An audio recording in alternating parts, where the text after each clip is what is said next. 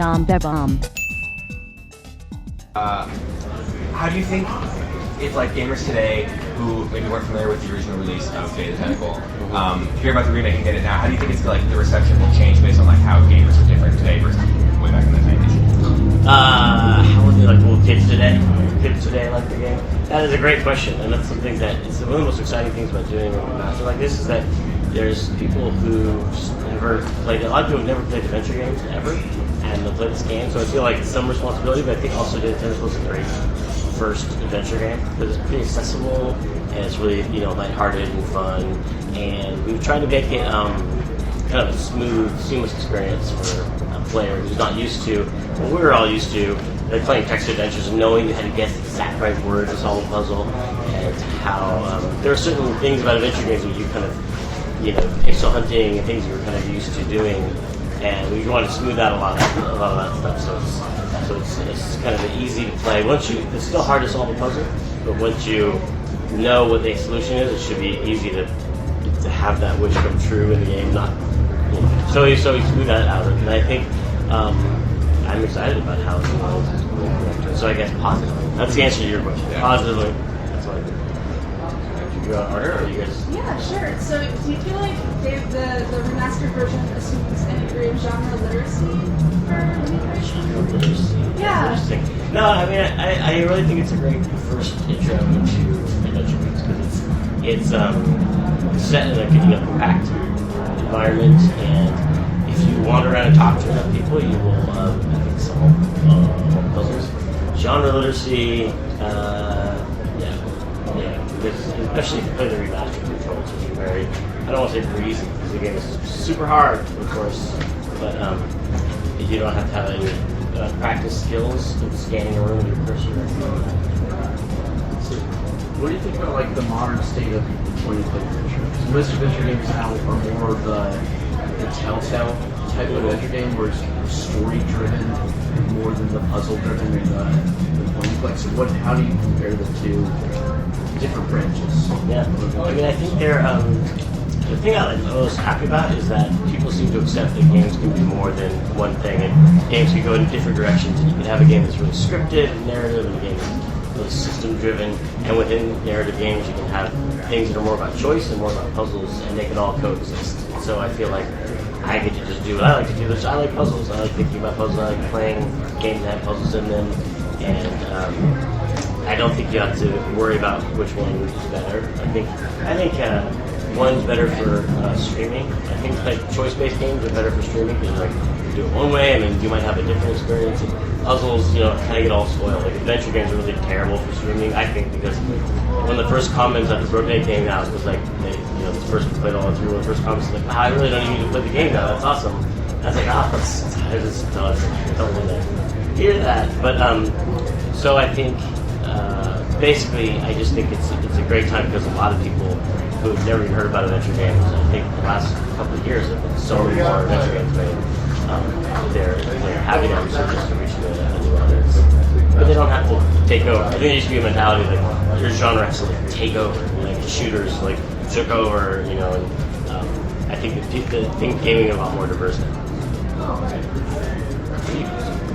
One of the cool things about Grim Fandango Remastered was all the extras for a lot of people who have played it already, like the commentary over specific parts of the game. Well, Day of the Tentacle will have that as well? Yeah, we're going to do a lot of the same, you might call them not Criterion Edition, that's probably trademark, I shouldn't say that. But special features for fans of the game. There's going to be developer commentary. We had like a little reunion of the leads of the team, get together. Larry Ahern and Peter Chan, the two artists on the project, and Peter McConnell and Dave Percival, like the project lead, all got together and it was like a little reunion, and we played the game and did commentary tracks. And you could find out when we play the game, and also concept art, browser, and among all the other just fidelity things. How are you with the dead cat? It's actually a mermaid. It's repurposed though. Thanks for your time today, Tim. I know a lot of movie directors and writers, when they go back and watch their earlier projects, they either have cringeworthy moments or thought gained so much knowledge since then. I'd love to do it differently, do it this way or that way. Do you ever have that experience when you're going through Grim Fandango or Day of the Tentacle? Or... For me, it's mostly just nostalgic. I get really happy when I remember, like, even though games are hard to make, like, you remember the kind of maybe happy times when you had making the game. Especially like the older games where we were like at Skywalker Ranch and like 20 years old. It's always fun to remember. But I do see, you see each game has a puzzle that is just everyone hates, at least one. But it's at least something you can joke about with people who play the games, because they all know when they play an adventure game, there's like at least one they're gonna have to look up. But we don't, in your mind, you just seem like a totally natural. People should all just be as smart as you. Right? You should know what's in your head. It's like things that are so obvious to somebody, just you have to think like another person to have that same feeling. And we try to make them, you try to make them solvable by everybody. But there's some I still can't explain the monkey wrench and monkey 2. Like I don't know why we thought that was fair. It's really fair at the time. We're like, yeah. Everyone's gonna get this monkey wrench, even English people. But when you go back and play and watch like Day of the Tentacle, do you get more story ideas for other projects you'd like to do with like Togi or Bernard or any of the other characters? That's interesting. I mean, each game has like something for you always think, oh, if we did a sequel, we should do this one idea. But they all kind of, I don't know if the some of them maybe. I'm a maybe. Okay, maybe fair. Yeah, maybe. Okay, well, thank you. Yeah. Hello, sir.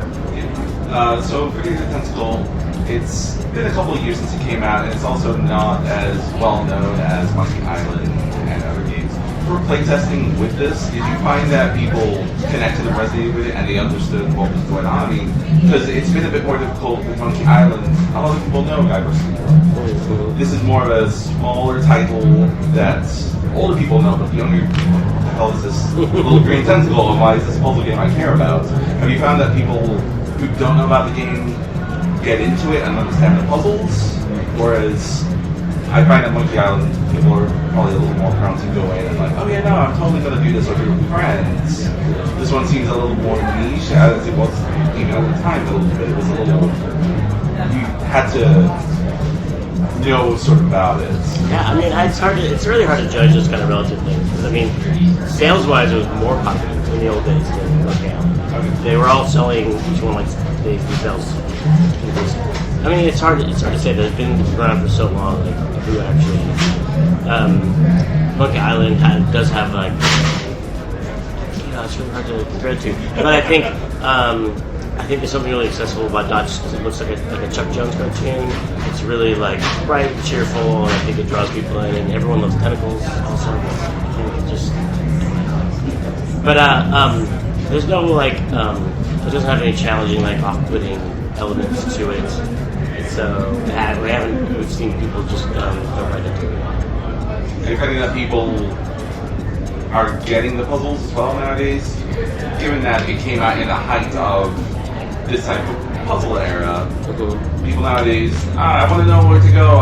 How the hell do I work this dumbwaiter? And they're just gonna hunt around. Are they getting that, or are they having to go to guides? Are they gonna have to go to help because nowadays everything kind of handholds you? Well, it's hard to judge that because people have so much access to so many solutions and YouTube streams, and they have access to hints on the internet, and so I don't know if they're solving it by themselves or not. Yeah, I mean, well, just internal playtesting, like for people who don't know the original and just coming in fresh, are they finding that accessibility, or? I think it's a different way of solving it. Like Day of the Tentacle is such a small space, and you just kind of circulate it through the mansion a few times, or like just keep tripping over the next thing. Not that it solves itself, obviously, but if you just keep at it. You guys ask questions? Or are you just here to make sure I don't break the mic? Okay. Hey. I feel like we live in a time where people are more sensitive about spoilers than ever. I was wondering if you thought that having a game, whether it's ending or a particular moment, spoiled ruins the experience or not, and you can sort of avoid that in a game that's a remastered version of an older game. Yeah, definitely a game that's been around for 20 years. It's hard to be like, hey, spoiler alert. So it's hard. As difficult. Like, with Broken Age, we had this big spoiler in the middle of the game that I was like, we're doing a documentary, we're showing our concept art. How is this not going to get out? And it didn't get out at all, and it was a big surprise, and that was fun. So you can still do it. Yeah, you just have to be. We had to watch every single frame of that documentary and blur out anything that would indicate a spoiler. So we had to be really diligent about it. But yeah, nowadays people choose whether to watch those YouTube streams or not. They know what they're kind of getting into. But hopefully they'll just do it fresh. I'd ask, in relation to like the idea that like you said with like streams and the internet, it's like so easy to find help the second you need help in a puzzle game. It's difficult. That like the impatient gamer like back in the day, if you like needed help, you have to like at least buy a guide or like ask a friend. Whereas now it's like type in a single thing into Google and you got it. Help. Do you think that like helps the genre or make it more accessible to people who are like not as good at puzzling, or does it kind of just like spoil the experience for a lot of people who are like too impatient to solve puzzles and just look at them? It's a weird thing that it relies on your own discipline as a player. Like I imagine we were playing adventure games, and I'm not going to use the hint book, and I would get halfway through and hit that puzzle right, so I don't get it, and then I would crack open that like hint book with a little red. You know the thing I'm talking about? It's like a little red film that would block it. You go progressively down the hints, like I'm not getting it. I need to look at the next one, and then as soon as I looked at the first hint.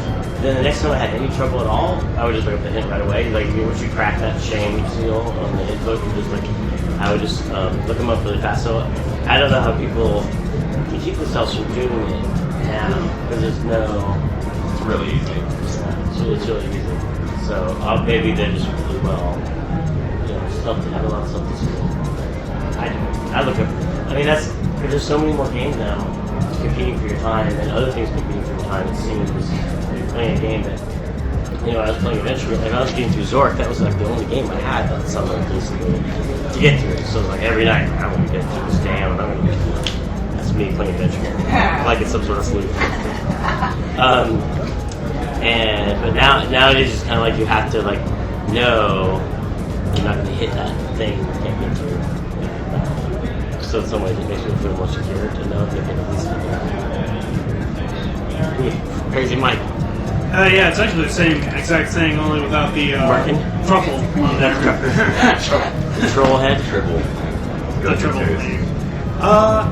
After Broken Age, is the adventure game genre something you would like to explore again? We're doing some stuff that's pretty adventure game-like now, but not straight up adventure game. We like to do different things all the time, so we might do more, but also might do the complete opposite of that, which is also fun to do. Change it up. I remember how hard they are to make. They're very very labor intensive. Every puzzle is kind of handmade, and it might only take you 5 minutes to solve a puzzle. It took weeks and weeks to put together. So I do remember wow, those games are really labors of love, But it was nice to know people are still receptive to these things. Actually, follow up that. What goes into crafting a puzzle in an adventure game? Is it like how do you think of the puzzles? How do you what's the process of thinking of that? I mean, so it's a little methodical. Like it's part of it is like a loose brainstorming with the team and thinking about what's special about the thematic element of the area you're in. Like you're in Mechanolith and Broken Age and you sink through the clouds all the time. How can that tie into? How does that behavior? What special situations that creates? And that's just setting the groundwork for that's the sandbox you're playing in. And then thinking about the overall goals of the character, and then the shorter goals. Okay, they really want to they want to fight this monster. It's in the next town. They need to figure out how to get out of town, and then figuring out the next thing they're going to see, making sure that goal is really clear, that they really, really want it. And then start putting problems in their way, and then put these solutions that are just wrong in their way, but when you put them together in a really sideways way, they work it out. I guess that's how I usually break it down and think about it. And then making sure the solutions are really in tune with the characters. So if the character's like an action hero like them, they're on all their solutions about punching and kicking doors down. But if they're a different character, you might do things intellectually or like do things more sneakily, that's you really want the solution to make you feel like you're in the skin of the characters. So, going back through, Gryffindor, Full Throttle, Day of the Tentacle, to Broken Age. Have you seen your process change dramatically in writing and creating the puzzles? To change it. I mean, we still go back to basics where we sit in a room with a bunch of people and brainstorm. We're really just free flowing. It's just a fun kind of throwing out of ideas, and then an editing period on top of that. So that has not changed. I think there's a lot more playtesting now. Like in the old days, we were just like, I hope people get this puzzle. It's like, I show the guy from Test Department, he got it. And nowadays we sit in the room and we just watch people. And watching people play test adventure games is horrible because it's not like it's an action game where they're still playing an action game and everything. It's like they're just sitting there and they're just looking at you like, what am I supposed to do now? Like if they don't know what to do next, they know everyone, like if they know people are watching them, they just get really mad. And you want to tell them, like, just look in the cupboard, just look in the cupboard, it's right there. And they move the cursor around the cupboard, like this, and they're like, yeah, I don't see it. And they know exactly whose fault it is that they're so mad, and they're standing right behind them. They look in the cupboard. Yeah. So that's changed a lot. That's really helpful, I think. And when you look back through all of your games and through Broken Age, do you see any thread going through that you would define as kind of hallmarks of your style that have reappeared in all these? Is there anything? That feels a little self-analytical. I would feel embarrassed if I was like, what does it mean? I asked it though, so you don't have to Yeah. feel like a jerk. Yeah. No. I don't know. I mean, I think that's for someone else to say because I'm too close to it. You know what I mean? I feel like there's certain. If there's anything recurring, it's usually because I forgot that I'm repeating myself. Like, I'm using that joke again. That's embarrassing. I go back to a game like, oh man, I've used that line dialogue 3 times now. Jeez. Thank you. So Full Throttle, you took a lot of different risks and opportunities with that to add this combat system, to add all these weird and wonderful groups as well. Do you think that, I know that you mentioned before that it was hard to try and get Full Throttle out because you were trying to, there wasn't music licensing and all these different things, and it was sort of the end of the adventure game almost. But do you think that now, going forward from here, that you could take those opportunities, take those chances, and nowadays it seems like the adventure game is either a Double Fine game or a Telltale game, and they're drastically different between you pick one option or you're making an adventure, you're going to go and find all these things as opposed to an option. Do you think that there's still room for growth with mechanics? Yeah. There are a lot of adventure games here in Indiecade that are, if you looked at, what's the one with crazy name, what they're talking to Ghost Radio on? Contemporary? I think that's a really unique approach to it and very, different. And I think people are always trying new things with adventure games. I mean, Throttle we did music licensing and stuff, but it wasn't that challenging. It was a hard game to make, for sure. But I think we mostly were just trying to take things that fit that world and that character, like there were action elements just because he was an action guy, and it just had to be that kind of music because it was a biker game, you know what I mean? So I feel like people just have to make the choices that are right for their fantasy world and what they're trying to create. This is kind of in a different direction, but as a popular creator with a huge following on social media, how do you gauge how much you interact with your fans? When is a good time to kind of go back, step forward, and stay It's a whole new world, definitely. That's one thing that changed the most probably since I started was the interaction with the people on Twitter. Like I never had that kind of access when I started playing games. The people that I wanted to talk to, who made charge wins and other games. So I mostly just I try to answer everyone who tweets at me. Only if I can think of something funny or interesting or useful to say in 5 seconds. Like if I just they ask a really hard question, like, oh, I don't know, and then I'll move on. But if I can think of something to say, I try to answer all of them. But sometimes you have to step back just because you don't realize at the time that the internet is really exhausting. Spending a day just taking in all these different brains and everything they're thinking. At the end of it, you're like, I just want to sit in the closet, with the lights off, and just not think about anyone at all. So I think you just have to take it in doses. So, one of my favorite games as like a kid was Psychonauts. Like that was one of the first times I actually got into gaming. So thank you. Well, thanks. But also, I just wanted to ask if there's any chance or opportunity that you would ever go back to that universe, or if you ever want to explore that. Yeah, I mean, Psychonauts is a fun one just because everyone you meet could be a different level in the game. Like the inside of their head is so different, you know, and so you're always thinking of different brain ideas. Like, oh, maybe I mean, that's a fun one to think about going back for sure. We had ideas since we made the first one where like we're gonna make we had some overarching kind of group story that's part of, but we'll see. Who knows? I'm just thinking, I've seen so much virtual reality at Indiecade. Do you ever consider that, incorporate that into your style of like how to do puzzles or how to do an adventure game? Would you consider moving that direction, or is that kind of like too gimmicky for the way you tell stories? Everyone is kind of like playing with VR and thinking about it, and we definitely, like we asked the kids in the office, were playing with it, playing all the demos, you know, and talking about ideas for it. So I would say it's interesting. Yeah, for sure. One of the things that I don't know, just to finish that question. Oh, yeah. Part of the reason I think it's great for adventure games is that the thing that I like about games most is just pulling someone into a world that you create, like making a fantasy world of any kind, and just pulling them into it and making them feel like they're there. And I think VR is like, that's what it's all about. It's like, whoa, I mean, that interest sensation just being somewhere is really strong, and so I think it naturally fits with the stuff we like to do. Disney Interactive is involved with the game. What was it like working with them, and how were they involved in Day of the Tentacle? Do you say Disney Interactive? Yeah. They, you know, one of the reasons this is all happening is that we found some people there that were like fans of adventure games and fans of the adventure games of the 90s, and they were willing to stand up and kind of be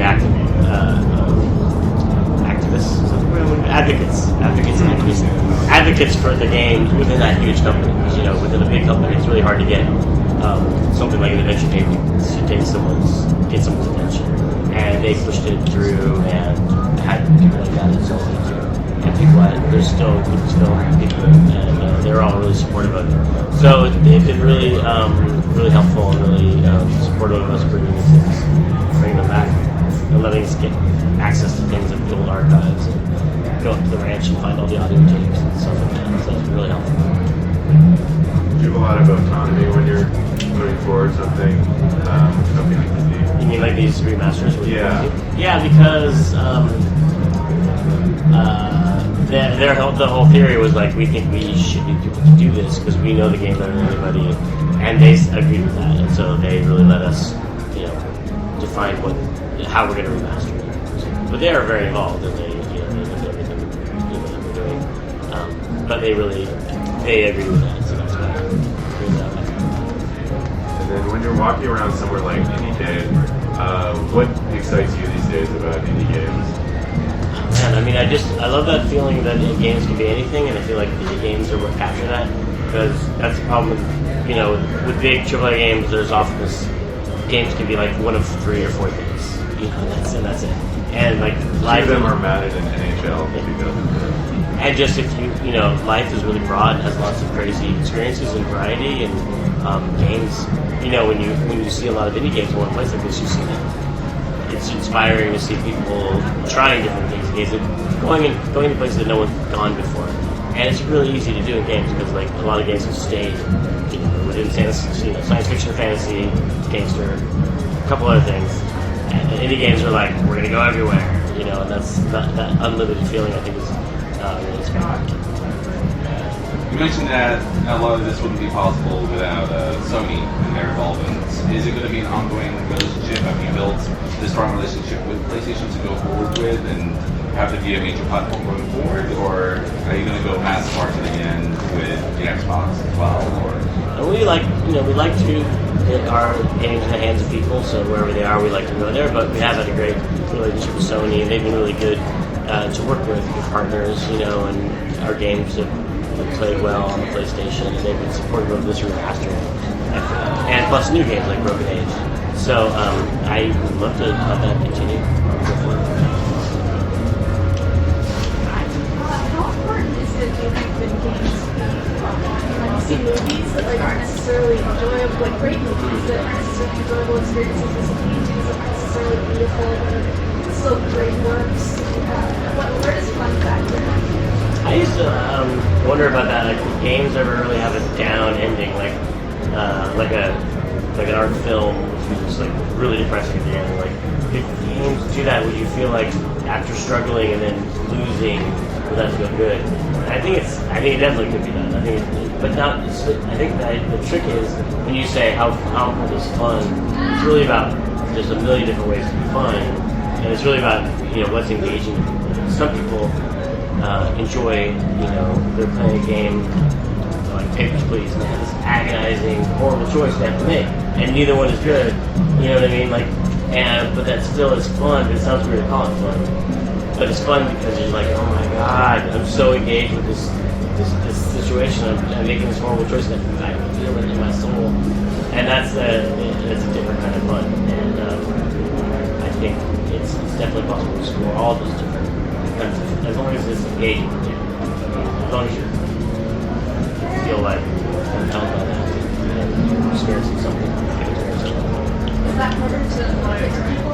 Is that what? Is it harder to market to people? A game that is so.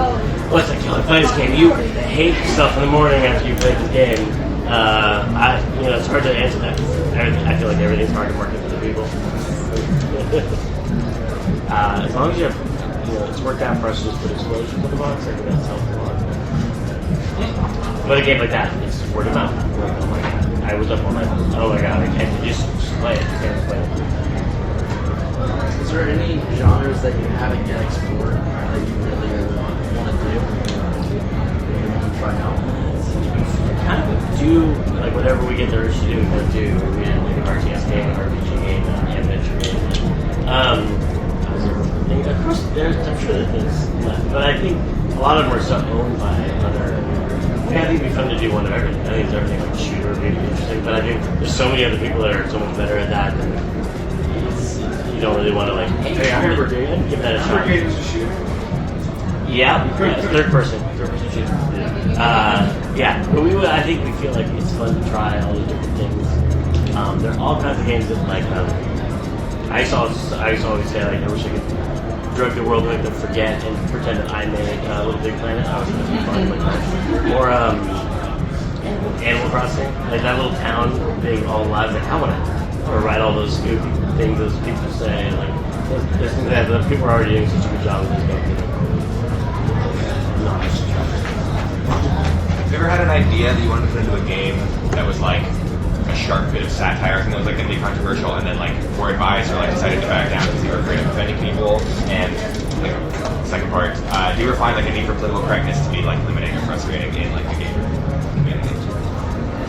I mean, it's a weird term, like because that's a term that's loaded, and I think if what you really mean is like sensitive to the feelings of the people, like is that frustrating? I think, and no, because you don't want people to misunderstand what you're doing, and you don't want to hurt somebody not intending to hurt. I mean, you only want to hurt the people you want to hurt. You don't want to just by being lazy do something that alienates someone from the game. And I feel like that's just part of the artistic process. Really, is just like how do I what am I saying? What is my message? How could that be misunderstood? And if there is something, we definitely have things in the game that are.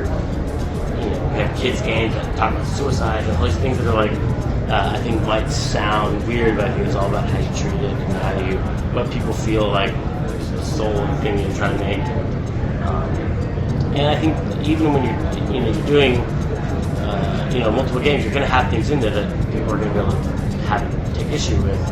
But I guess I just don't expect a complete 100% score from anybody on everything I do. So I think as long as you're you have it's not just enough to have good attention, but you're being thoughtful and always trying to educate yourself about how what you do affects other people. I think you'll always do okay.